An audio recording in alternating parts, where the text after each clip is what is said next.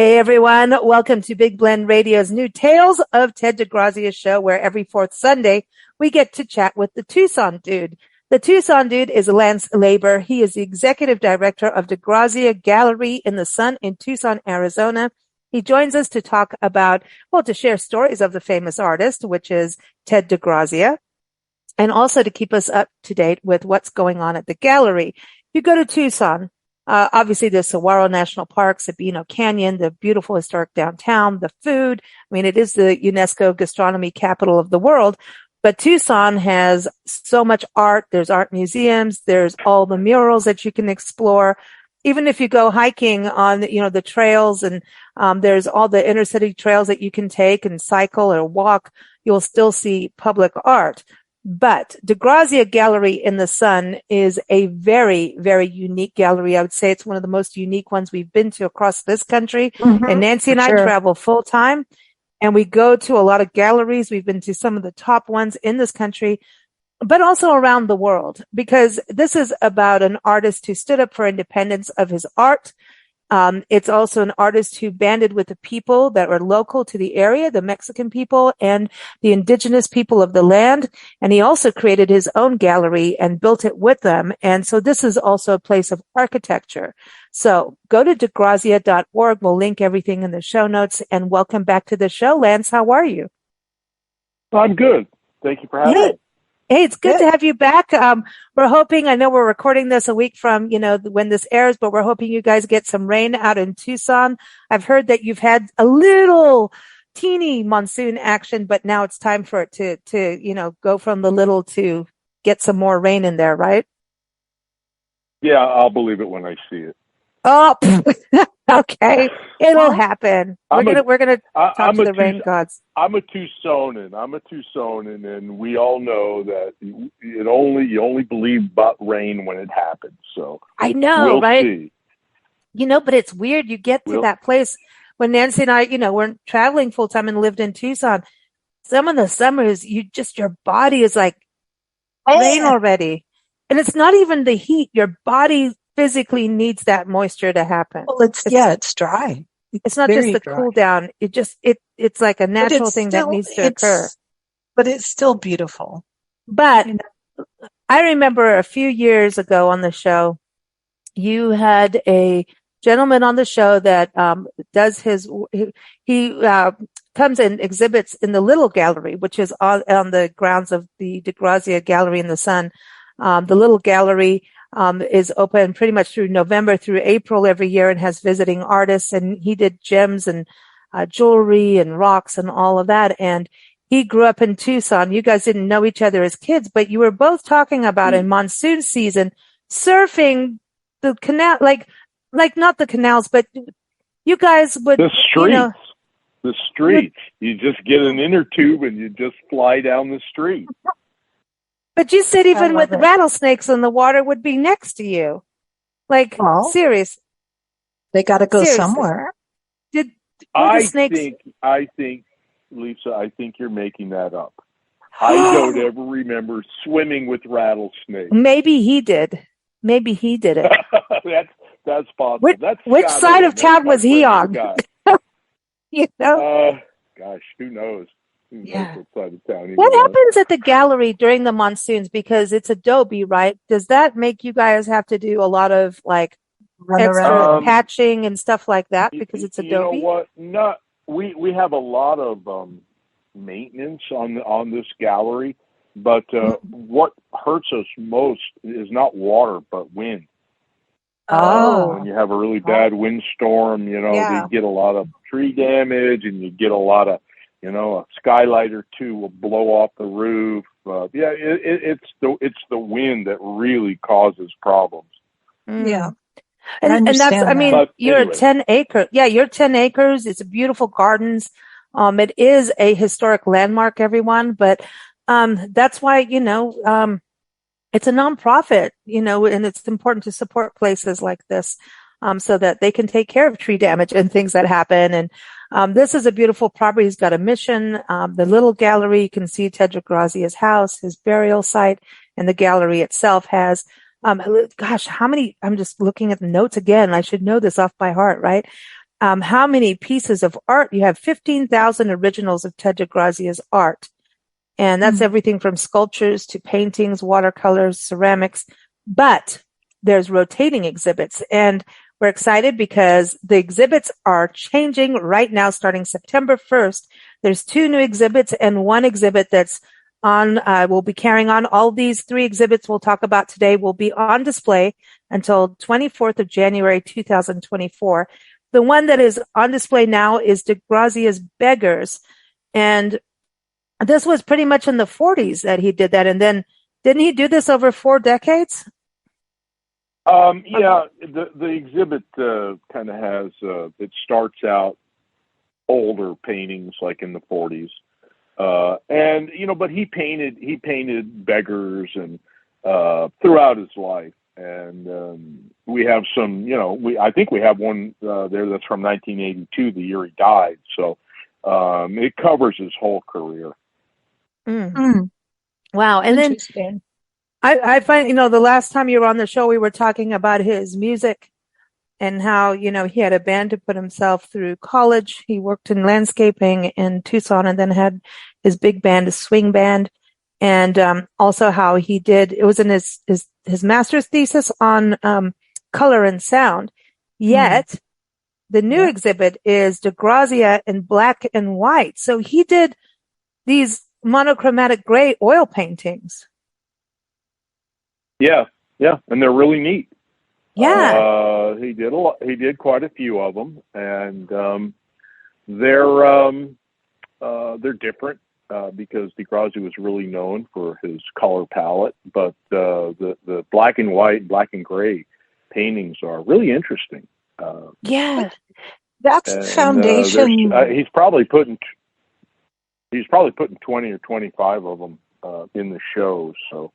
Oh, wow. It's going to be really interesting. It's things that it's art by DeGrazia that a lot of people really aren't aware of or haven't seen before. That's what's nice about having our rotating galleries, is to be able to show art that DeGrazia kept hidden for 50 years, and now we put it out. So pretty neat. Yeah, it is. Like the gray and white or brown and white paintings are usually a foundation of what comes next. And then they do colored glazes. A lot of artists will do colored glazes over and over and over on top of the gray or brown and white painting.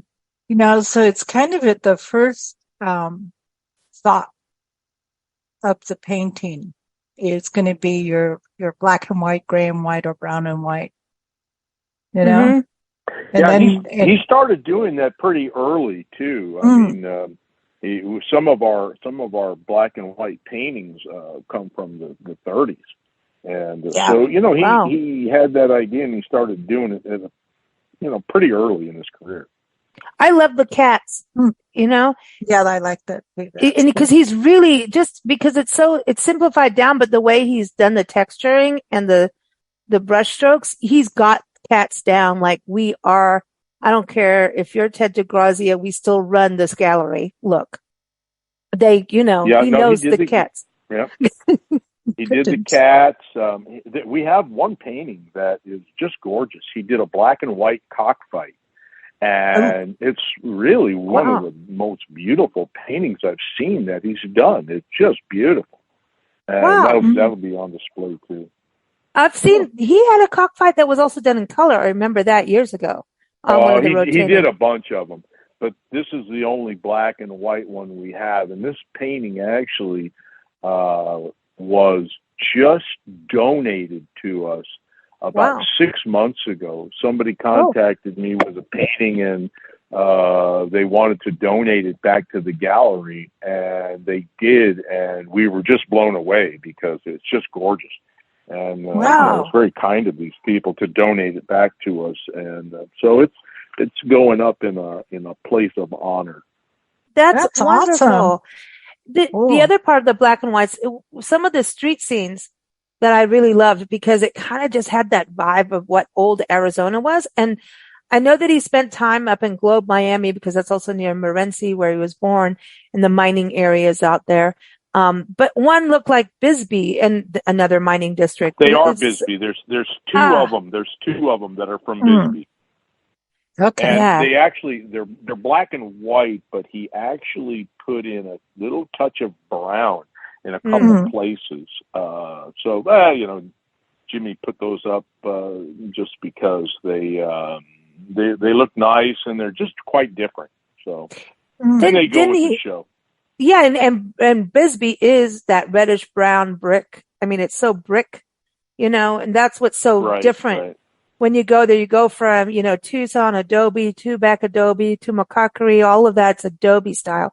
You go around the corner, down the hill into Bisbee, and you're in brickland. And I think that came from, they had the extra money back in the day from the mining, but didn't he spend time down there? Quite a bit of time in Bisbee? Yeah, he lived in Bisbee. He was the manager of the Lyric Theater. His father-in-law owned all the movie theaters in Bisbee, and he also owned the Fox Theater in Tucson. And when DeGrazia got married to his daughter, the Dimas, Alexander Dimas, when they got married, he made DeGrazia the manager of the Lyric Theater. And so he used to show the movies, and he would go upstairs, with the projectors, and he would paint while he was up there. What happened eventually was that DeGrazia got fired by his father-in-law because he got caught giving free tickets to the little kids. See, that's and that's the thing. I think part of the Beggars that shows the character of DeGrazia. Yeah, exactly. I mean, he was a capitalist I'm going to make money on my terms and not by other gallery standards, right? This is how I'm going to do things. He became the most reproduced artist in the world. Nobody cared about him anyway. Nobody wanted to show his work. Who are you? So he was on his own. Yeah.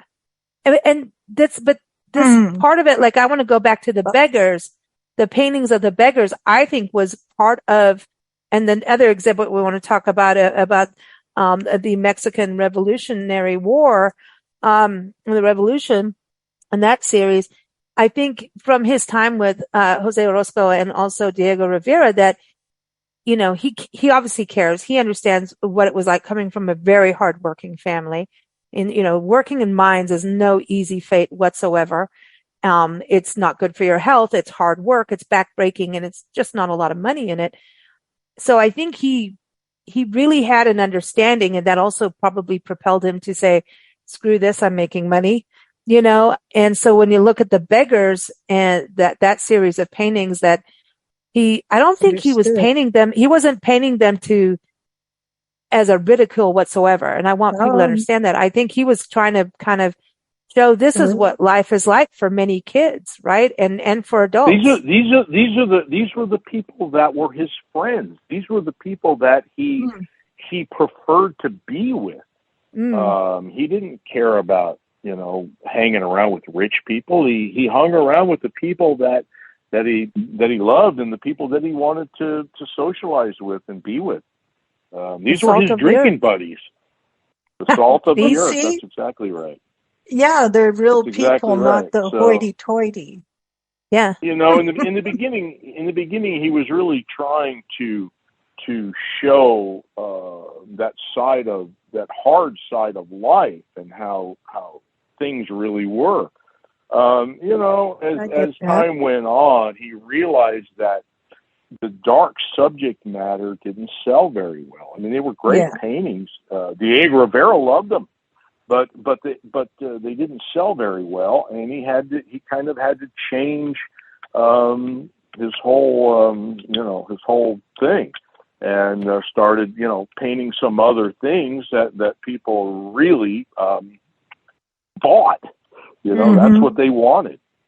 Yeah, so anyway, it's like the Christmas, like all his Christmas art. And when you go to the gallery gift store, if you go to the gallery itself, you can go in the gift shop, or you can go online at DeGrazia.org. And I'm bringing this up because holiday season's coming. It may not feel like it in the middle of summer, but I'm just saying it's coming, and get on with it, because things go fast, and they've got calendars, and you can see all this art. And I love the calendars, and there's books, but there's so many, Christmas ornaments and the gift cards. I think the Christmas cards, no one has Christmas cards like DeGrazia's. I mean, with Roadrunners and Christmas lights, cactus with Christmas. I mean, it's just, Santa's riding around on a Roadrunner and things like that. It's fun. And if you love the Southwest, I don't care if you're New Mexico or Arizona, Colorado, these cards, Texas, Southern California deserts, am I missing Oklahoma desert? Yep. I don't know if you have Roadrunners up there, but we have seen pheasant.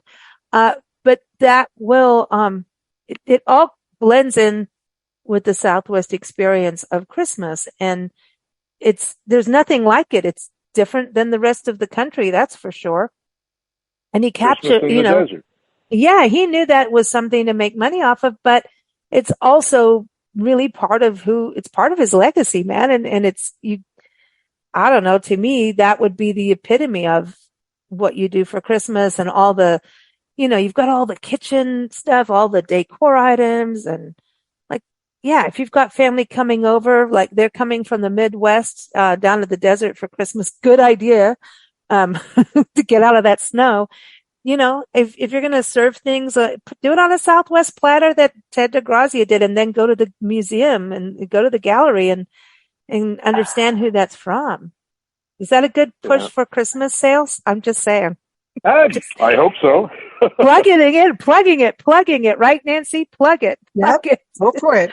Yeah, plug those Christmas lights in. Yeah. It's a unique thing to do. Think about it. Thanksgiving is less than 3 It's weeks, better than 3 going months to away. it's better than going to a box store.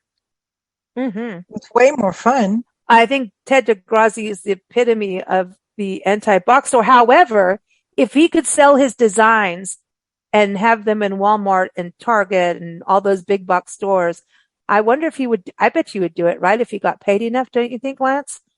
Or no? What do you think? I don't know.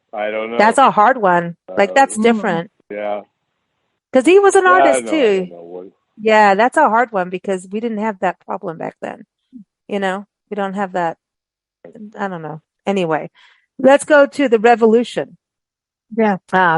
Scenes from the Revolution. This is interesting because he did go to Mexico. Didn't he get married in Mexico too?